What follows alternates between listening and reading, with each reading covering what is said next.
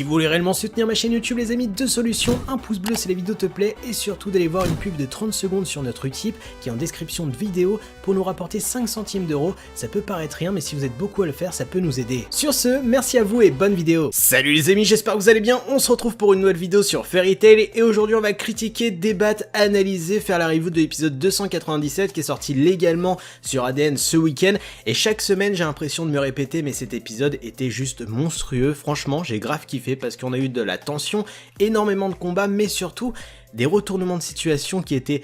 pas prévisibles, enfin je l'ai pas vu venir et surtout qu'on a eu un Goddo Selena qui a mis quand même tous les mages sacrés en PLS, mais on a eu quelques révélations sur sa personne et surtout son one-shot. Non parce que je vais pas vous le cacher, est-ce qu'on en parle de ce one-shot de God Selena? Eh bien de la part d'Acnologia, j'étais clairement pas prêt à voir Acnologia dans cet épisode, aussi rapidement j'ai envie de dire, et surtout découvrir son réel but qui est tout simplement buter tous les Dragon Slayer, et c'est bien dommage parce que God Selena a su mettre les mages sacrés en PLS, même si on avait eu un petit retour des mages sacrés, eh bien on avait eu une information sur sa personne qui est plutôt intéressante. Le gars est un Dragon Slayer mais avec 8 lacrymas dans le corps, il a un pouvoir ultra cheaté et pourtant il vient de se faire ken par Acnologia en un seul coup, ce qui montre eh bien la difficulté à abattre le personnage d'Acnologia qui est juste un être ultime, et d'ailleurs ça nous l'est dit dans l'épisode que seul Zelef serait le mec capable de buter Acnologia si, eh bien, il récupérait le Fairy Hertz. Et pour le coup, même si je vais pas réellement me prononcer sur le sort de Goddo Selena dans cet épisode, est-ce qu'il est réellement mort ou pas, j'en sais rien, j'ai été un petit peu déçu puisque je m'attendais quand même à avoir un combat Goddo Selena versus eh bien, les Dragon Slayer pour voir un petit peu eh bien, qu'est-ce que ça aurait amené, mais surtout qu'est-ce que ça aurait proposé face à un Gadgil, un Luxus eh bien, surgonflé à bloc pour buter un adversaire. Et bah au final, Goddo Selena a servi eh bien, de défouloir à Acnologia et surtout de révélation pour le but d'Acnologia qui est de buter tous les Dragon Slayer, et là ça ramène une nouvelle difficulté à Fairy Tail et à tous les Dragon Slayer qui est tout simplement eh bien, une source de menace en plus de Zelef. Ils vont devoir se taper face à la menace Zelef plus contrer les plans d'Acnologia qui est tout simplement de les assassiner. Et j'avoue que pour l'instant je reste totalement perplexe parce que je me dis, quand je vois l'assaut que Acnologia a pu faire sur Goddo Selena qui est ultra cheaté, qui a 8 lacrymas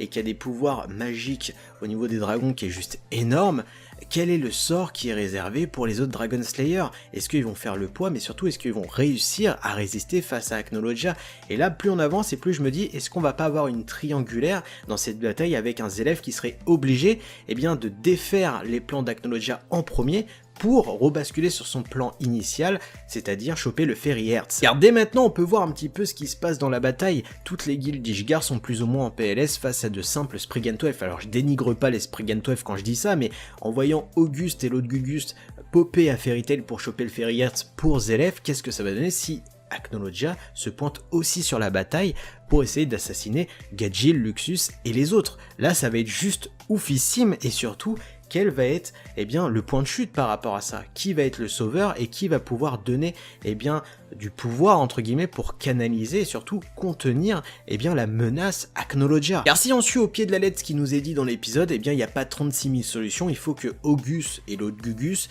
arrivent à choper le Fairy Tail pour Zelef qui serait le seul à pouvoir contrecarrer eh bien, un petit peu le pouvoir d'Acnologia, et si c'est le cas, eh bien on peut déjà se dire que Auguste a déjà gagné face eh bien, à Makarov et toute la bande à Fairy Tail et qui vont réussir à choper le Fairy Hertz pour Zelef. La deuxième chose intéressante de cet épisode, c'est tout simplement essayer de reprendre la ville, le village qui est sous contrôle de Dimaria et de Wells, donc les deux Spriggan-Twelve qu'on a vu précédemment, et surtout eh bien, la révélation comme quoi Luxus est toujours malade par rapport aux particules noires qu'il avait avalées. Et franchement, ça m'a un petit peu mis une hype descendante dans cet épisode parce que j'ai senti un Luxus en difficulté, pas au meilleur de sa forme, et surtout qu'on termine cet épisode avec un Luxus, on a l'impression qu'il va lâcher. Et s'il lâche, eh bien est-ce qu'on pourrait déjà prédire que la plupart des Dragon Slayer vont tomber dans cette bataille pour mieux se relever? Ça j'en sais rien, mais franchement c'est plutôt intéressant. Et je vous vois venir, attention, c'est pas péjoratif quand je dis que la plupart des Dragon Slayer pourraient tomber dans la bataille, puisque pour l'instant on a Natsu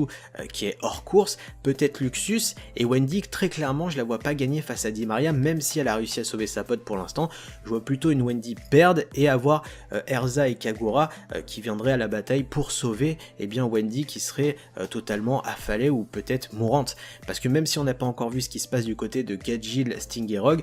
ça reste prévisible de voir la plupart des Dragon Slayer tomber pour mieux revenir par la suite et peut-être avoir un grand rôle à jouer pour l'ultime bataille. Dans tous les cas, je sais pas vous les amis, mais plus on avance dans les épisodes de Fairy Tail et plus je suis hypé parce que là, de me dire qu'il y aura une triangulaire avec Acnologia, Zelef et Fairy Tail, entre guillemets,